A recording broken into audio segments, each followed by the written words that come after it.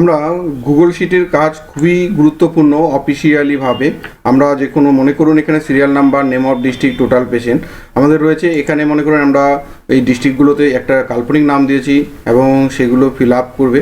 তো আমরা চাইছি যে এই পার্টটুকু যে রয়েছে সেই পার্টটুকু আমরা কি করে দিব, লক করে দিব, যাতে এগুলো এডিট না করে, জাস্ট এই পেশেন্ট সংখ্যাগুলো বসিয়ে দেবে। তো কিভাবে করব? তো প্রথমে আমাদের কি করতে হবে, যতটুকু পার্টকে আমরা এডিট করা যাবে না, মানে যারা রিপোর্টগুলো ইনপুট করবে, তো যারা অ্যাডমিন মনে করুন আমি করছি, তাহলে আমি যতটুকু পার্ট এডিট কেউ করতে পারবে না আমি ছাড়া। তো সেটুকু সিলেক্ট করার পর শিট 1 যে রয়েছে নিচে, এখানে রাইট ক্লিক করার পর প্রোটেক্ট শিট বলে রয়েছে, এখানে আমরা ক্লিক করব। যখনই করব তখন ডান দিকে দেখুন চলে আসছে এরকম। আমরা শিটকে করব না, রেঞ্জ যে যতটুকু সিলেক্ট করেছি এই রেঞ্জটাকে আমরা জাস্ট সিলেক্ট করব।